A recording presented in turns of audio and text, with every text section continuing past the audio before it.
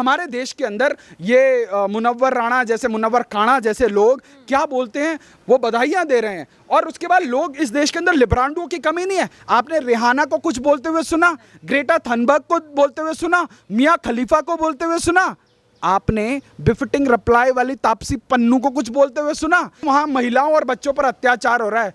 अरे बता तो दो अत्याचार कौन कर रहा है, क्योंकि अपने जिज्जों का नाम लिखते हुए इनकी उंगलियां कांपती हैं। ब्रुटैलिटी तो वहां कर रहे, तुम्हारे जिज्जे जाके बोलो, उनके खिलाफ तो बोलो। तुम्हारी बहनें, तुम्हारी अम्मियां, तुम्हारी अब्बियां वहां जिनके खिलाफ ब्रुटैलिटी हो रही, अब नहीं बोलेंगे, है ना?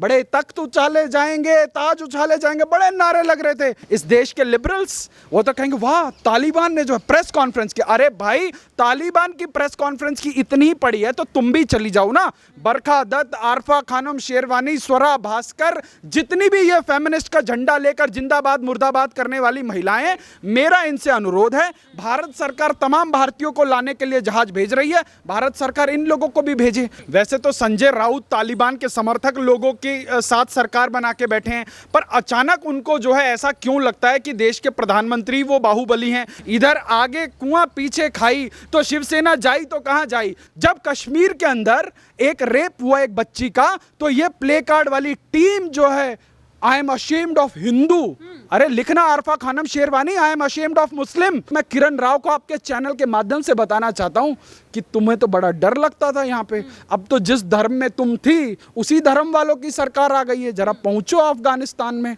कुछ दिन तो गुजारो हमारे अफगानिस्तान में।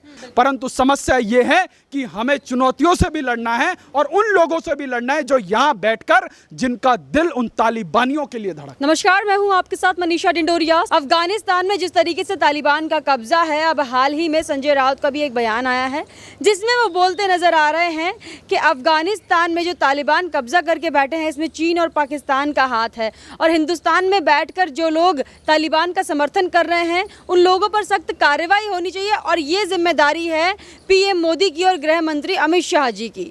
तो आप इस पर क्या कहेंगे? जो बोल रहे हैं जिम्मेदारी मोदी जी की है, अमित शाह की है, उन पर कार्रवाई की जाए, संजय राउत ऐसे बोल रहे हैं।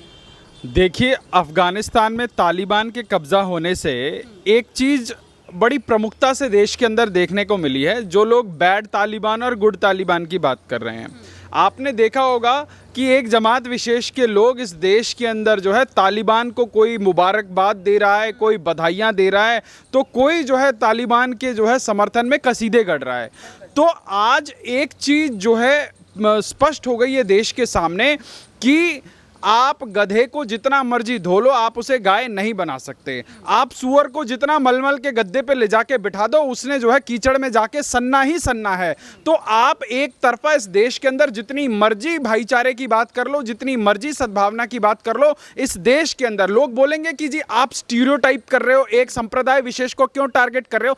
अरे भाई, जब उस संप्रदाय विशेष से लोग आकर जो है तालिबान के समर्थन में कसीदे गढ़ेंगे और उस समाज का जो है सो कॉल्ड जो विद्वान समाज है वो अगर उनको कंडेम नहीं करेगा, तो सबको एक ही कैटेगरी में तौला जाए कि नहीं तौला जाए, ये देश के सामने बड़ा प्रश्न है। ये आपके हमारे बच्चों के लिए बड़ा प्रश्न है कि आज देश के अंदर आप एक तरफ जो है भाईचारे की बात करेंगे, आप सद्भावना की बात करेंगे, पर दूसरी तरफ वाले लोग आज जो है तालिबान की बात करेंगे। पर अब ये जो संजय राउत का बयान आया है, ये आउट ऑफ द कॉन्टेक्स्ट है। वैसे तो संजय राउत तालिबान के समर्थक लोगों के साथ सरकार बना के बैठे हैं, पर अचानक उनको जो है ऐसा क्यों लगता है कि देश के प्रधानमंत्री वो बाहुबली हैं? क्योंकि उनका तो देश के अंदर कहीं पे भी कुछ हो जाए, उनका तो पहला जब बयान आता था कि कुछ भी हो, हाँ, मुख्यमंत्री शिवसेना से होगा, चाहे महाराष्ट्र में हो, चाहे बिहार में हो, चाहे किसी भी राज्य में हो। तो मैं तो ये एक्सपेक्ट कर रहा था कि कुछ भी हो, अफगानिस्तान का जो राष्ट्रपति होगा वो शिवसेना से होगा, बयान तो ये आना चाहिए था। पर भगवान जाने, या तो उनका जो नशा उतर गया है या उनको जो है एक असलियत मालूम हो गई है कि आज चाहे विश्व पटल में, चाहे देश के अंदर कुछ भी हो, नरेंद्र मोदी और अमित शाह जी के काम का डंका बज रहा है। इसीलिए ना चाहते हुए भी संजय राउत जैसे लोगों को आज जो है अमित शाह और नरेंद्र मोदी की जो है कसीदे पढ़ने पड़ रहे हैं, क्योंकि उनको पता है जो उनकी लूली लंगड़ी सरकार है वो तो जो है राजमाता 10 जनपथ वाली से जो है उनके हाथ बंधे हुए हैं, वो तो चाहकर भी कुछ नहीं कर सकते। क्यों? क्योंकि वो बैसाखियों वाली सरकार है ना, एक तरफ जो है वो शरद पवार ने खींच रखा है, एक तरफ जो है सोनिया गांधी ने खींच रखा है, तो बीच में जो है जो मुख्यमंत्री साहब बने घूम रहे हैं अपनी ईगो को सेटिस्फाई करने के लिए, वो बीच में लटके हुए नजर आ रहे हैं। इधर आगे कुआं पीछे खाई, तो शिवसेना जाई तो कहां जाई, तो ये बड़ी समस्या है। तो उनको अपना माई बाप नजर आता है कि अगर कोई शिवसेना का कल को उद्धार कर सकता है तो वो नरेंद्र मोदी के नेतृत्व में ही हो सकता है, क्योंकि ये वही शिवसेना है जिनके 2014 के वक्त गिनती के 2-3 सांसद थे, और 2019 में जो 18 सांसद आए वो किसकी बदौलत आए हैं, जरा संजय राउत बताएं। तो उनको असलियत का ज्ञान है। बेशक सत्ता की मलाई चाटने के लिए वो 10 जनपद पर जो है दंडवत प्रणाम कर रहे हो, उनको भी पता है कि अगर कोई तालिबान से लड़ सकता है या वहाँ पर अगर कोई किसी भी प्रकार का जो है भारतीयों को चाहे बचाने का हो, चाहे भारतीयों को इवैक्यूएट करके लाने का हो, वो एक जो मंशा और जो दृढ़ इच्छा शक्ति है वो आज नरेंद्र मोदी जी के नेतृत्व वाली जो सरकार है उसी के पास है। और वो टाइम एंड अगेन हर रोज वहां से जो है फ्लाइट उड़ रही है, फ्लाइट से जो है 85 भारतीय वहां से लाए गए हैं। अच्छा, जिस तरीके से संजय राउत कह रहे हैं कि कार्रवाई होनी चाहिए, ऐसा नहीं कि नहीं हो रही, कार्रवाई हो रही है। मुनव्वर राणा पे भी SC/ST के तहत एक कार्रवाई हुई है, स्वरा भास्कर पे भी केस दर्ज हुए हैं। ऐसे ही आसाम में भी कई सारे लोगों पर जो तालिबान हैं उनके जो उनके फेवर में पोस्ट डालने पर केस दर्ज हुए हैं। इस पर आप क्या कहेंगे? मैंने आपको चंद शब्दों में पूरा का पूरा जो है मजमून बता दिया कि एक संप्रदाय विशेष के बारे में यूं बोलना पड़ रहा है क्योंकि उस समाज के अंदर चाहे PhD लिए हो, चाहे वो जो है पंचर गांठने वाला हो, उन सब का जो इकोसिस्टम है, जो उनकी पूरी फिलॉसफी है, जो पूरा माइंडसेट है, वो एक ही चीज के इर्द गिर्द घूमता है। क्योंकि वो लोग जब तक उस कट्टरपंथ सोच से बाहर नहीं आएंगे तब तक वो इस देश के अंदर उसी मजहबी नशे में रहेंगे। देखिए, हमारा देश संवैधानिक परिपाटी से चलता है और देश का संविधान आपको अपने धर्म को मानने की आज़ादी देता है, पर आप मुहर्रम का जुलूस निकालेंगे, उसमें पाकिस्तान जिंदाबाद के नारे लगाएंगे। जब आपकी कंबल कुटाई होगी तो फिर उसके बाद आपको याद आएगा कि अरे हम तो इस देश में जी अल्पसंख्यक हैं, हमारे साथ क्या हो रहा है, हमारे साथ गलत हो रहा है। जाओ ना अफगानिस्तान, जाओ जरा, वहां देखो, वहां जरा सा कुछ उलूल जुलूल किया नहीं, वहां तालिबान चौराहों पर खड़े करके हाथ काट रहे। कल ट्विटर के ऊपर एक वीडियो वायरल हो रही थी। आज यहां पर आरफा खानम शेरवानी जैसी जो है महिलाएं फोटोशॉप वाली फोटोएं जरा ट्विटर पर चमकाती फिरती हैं। जाएं तो सही जरा, वहां पर न्यूज चैनल्स के अंदर महिला पत्रकारों, महिला एंकरों को बैन कर दिया गया है। वहां पर महिलाओं को जो है नाखून निकालने की आज़ादी नहीं है, वहां पर महिलाओं को हंसने की आज़ादी नहीं है। मतलब आपको शरिया के हिसाब से चलना पड़ेगा। परंतु इस देश के लिबरल्स वो तो कहेंगे वाह तालिबान ने जो है प्रेस कॉन्फ्रेंस की। अरे भाई, तालिबान की प्रेस कॉन्फ्रेंस की इतनी पड़ी है तो तुम भी चली जाओ ना। बरखा दत्त, आरफा खानम शेरवानी, स्वरा भास्कर, जितनी भी ये फेमिनिस्ट का झंडा लेकर जिंदाबाद मुर्दाबाद करने वाली महिलाएं, मेरा इनसे अनुरोध है, भारत सरकार तमाम भारतीयों को लाने के लिए जहाज भेज रही है, भारत सरकार इन लोगों को भी भेजे। वो तालिबान वाला तो फिर से करेगा, क्योंकि आज जब 1996 में पहली बार तालिबान की सरकार आई तो उस वक्त 2 या 3 देशों ने तालिबान की सरकार को मंजूरी दी। इस बार तो ज्यादा अच्छा है, तालिबान केम वेल प्रिपेयर्ड। उन्होंने तो इजराइल के चैनलों पर इंटरव्यू दिया साहब, जहां अंग्रेजी में बोलना हराम होता था, वहां तालिबान का प्रवक्ता फर्राटेदार अंग्रेजी में बात कर रहा है। और उसके बाद इजराइल के चैनलों पर फ्लैश हो रहा है, US के चैनल CNN वाले जो कल तक वहां पे कवरेज कर रहे थे 24 घंटे के अंदर, वो भी बुरखे में जो है वहां से कवरेज दे रहे हैं। तो अब क्या है कि वर्ल्ड लेवल पर जो ग्लोबल पॉलिटिक्स है, देखो इसके पीछे बहुत बड़ी साजिश है। साजिश यूं है कि इसके तार मैं आपको जोड़ूंगा अमेरिका में राष्ट्रपति चुनाव से पहले पूरे विश्व राजनीति के इतिहास में, इनफैक्ट अमेरिकन राजनीति के इतिहास में एक ऐसा डेयरिंग कदम भारत के प्रधानमंत्री ने उठाया। और भारत के प्रधानमंत्री ने क्या उठाया कि उनकी डोनाल्ड ट्रंप से बहुत अच्छी मित्रता थी, उन्होंने हाउडी मोदी करके एक प्रोग्राम कर दिया।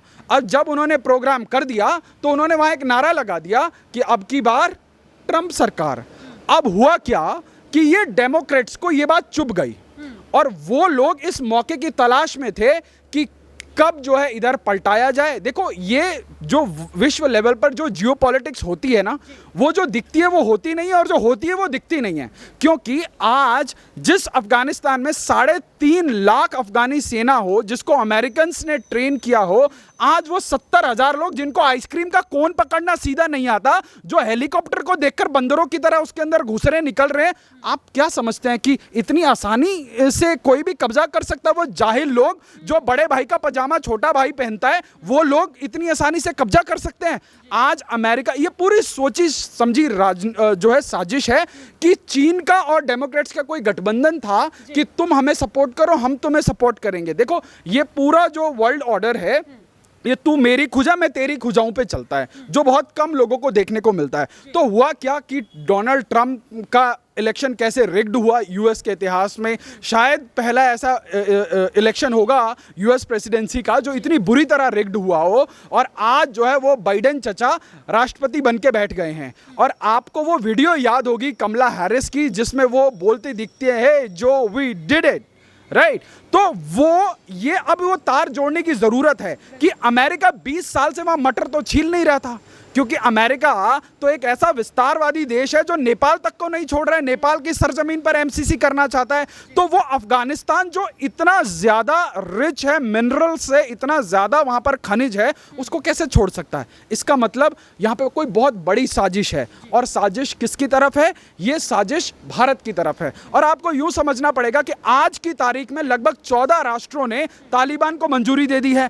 पूरी दुनिया अपने जो है काउंसिल को, अपने स्टाफ को, अपने एम्बेसी के लोगों को वहां से निकालने में लगी है, पर चीन नहीं निकाल रहा है, पाकिस्तान नहीं निकाल रहा है, रशिया नहीं निकाल रहा है, और कतर तो कह रहे भाई साहब तालिबान को बुला लो, हमारे यहाँ बैठ के चाय पे चर्चा करते हैं। आप सोचिए, और जो तालिबान का वो जो बरादर है, वो जो है इतने सालों से कतर में रह रहा था। तो ये जो 57 देशों का एक इस्लामिक संगठन है, OIC जिसको बोलते हैं, वो भी कह रहे हैं जी युद्ध विराम कर लो। तो ये जो स्क्रिप्ट है ये बहुत दिन पहले लिखी गई थी, और आज जो दुनिया को दिखाया जा रहा है वो कुछ और है। देखो, अमेरिका की नीति यही है कि जहां अपने को 2 टके का फायदा नहीं है, वहां से पीठ दिखा के भाग लो।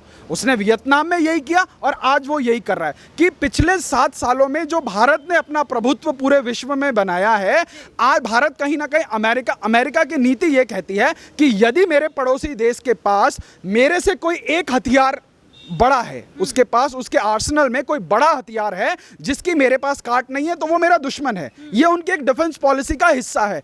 तो आज भारत को कहीं ना कहीं अमेरिका, मुझे ऐसा प्रतीत होता है कि ये अपने को थ्रेट की तरह लेता है। और चीन जो अपना एक्सपेंशन कर रहा है, चीन हो सकता है कि कोई बैकडोर से हो रहा हो, और जो रशिया जिस प्रकार से खुले तरीके से तालिबान को स्पॉन्सर कर रहा है या सपोर्ट कर रहा है, और चीन ने तो बकायदा तालिबान के लोगों को होस्ट किया अभी 10 दिन पहले। तो ये जो पूरी दुनिया में देखने को मिल रहा है, ये कहीं ना कहीं इस पूरे एशिया जो क्षेत्र है, इसको कहीं ना कहीं डिस्टर्ब करने की कोशिश है। पाकिस्तान का प्रधानमंत्री खुलेआम कह रहा है कि तालिबान ने जो है लड़ाई जीती, एक आज़ादी की लड़ाई जीती। अरे भैया, और हमारे देश के अंदर ये मुनव्वर काणा जैसे लोग क्या बोलते हैं, वो बधाइयां दे रहे हैं। और उसके बाद लोग, इस देश के अंदर लिब्रांडो की कमी नहीं है, कहते हैं अशरफ गानी जो है भाग गया। अरे भाई, क्यों नहीं भागेगा?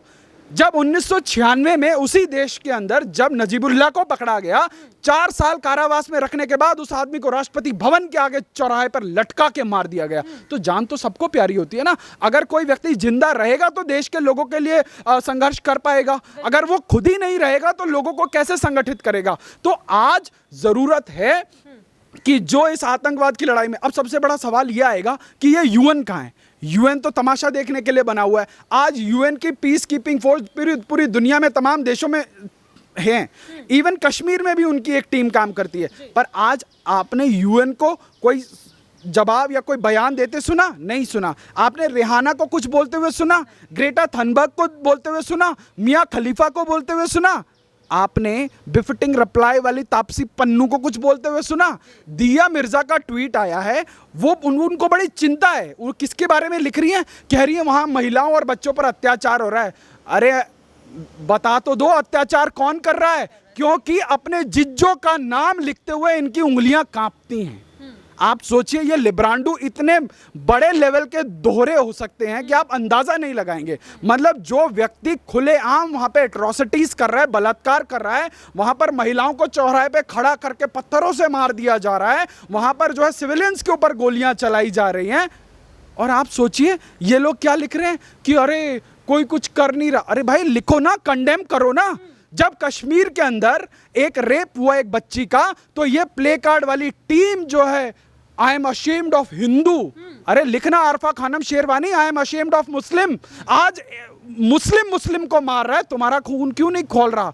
तुम्हारी आसमानी किताब कहां गई? वो तुम्हारी अंतरात्मा को झकझोर क्यों नहीं देती है? तो ये इन लोगों के दोहरेपन के तमाम एग्जाम्पल्स को चीख चीख कर बता रहा है कि आज कोई हिंदू से नहीं डरा हुआ। आज जो लोग बोलते हैं ना कि इस देश के अंदर डर लग रहा है, तो मैं किरण राव को आपके चैनल के माध्यम से बताना चाहता हूं कि तुम्हें तो बड़ा डर लगता था यहाँ पे, अब तो जिस धर्म में तुम थी उसी धर्म वालों की सरकार आ गई है। जरा पहुंचो अफगानिस्तान में, कुछ दिन तो गुजारो हमारे अफगानिस्तान में। तो जिन लोगों को लगता है इंडिया के अंदर इंटॉलरेंस है, ये लोग यहाँ पर देश के प्रधानमंत्री को गाली देंगे, देश के गृह मंत्री को अपशब्द बोलेंगे, फेक न्यूज़ चलाएंगे, फेक न्यूज़ के ऊपर हैशटैग चलाएंगे, न्यूज़ ट्रेंड करेंगे, और उसके बाद जब पकड़े जाएंगे एक छोटा सा माफीनामा करके निकल लेंगे। आपको एक क्लासिक केस बताता हूँ, सफूरा जरगर का।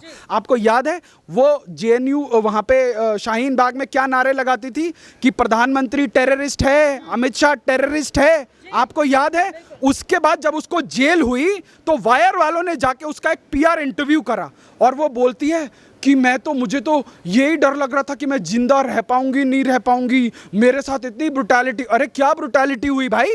ब्रुटैलिटी तो वहाँ कर रहे तुम्हारे जिज्जे, जाके बोलो उनके खिलाफ तो बोलो।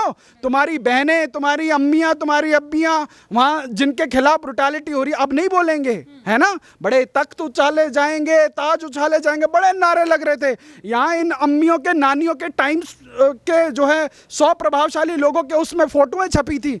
यहाँ तो किसी ने कुछ नहीं किया, क्योंकि सब कुछ आसमान से बरस रहा था, पैसे भी आसमान से बरस रहे थे, बिरयानी भी आसमान से बरस रही थी। पर आज देखो, आज सब लोगों के चेहरे उजागर हो गए। आज मनजिंदर सिंह सिरसा जैसे लोग जो है दिल्ली गुरुद्वारा सिख प्रबंधन कमेटी की आड़ में अपना एजेंडा, राजनीतिक एजेंडा चलाते हैं, जो लोग सीए और एनआरसी का विरोध कर रहे थे, आज वो लोग प्रधानमंत्री से दरख्वास्त कर रहे हैं कि मोदी जी सिख भाइयों को उठा लाइए जरा, है ना? और जब देश का प्रधानमंत्री कह रहा था कि भैया ये देश के किसी लोगों के खिलाफ नहीं है, ये कानून देश के उन बाहर रहने वाले लोगों के लिए जिनके खिलाफ अत्याचार हो रहा है, जो माइनॉरिटीज हैं।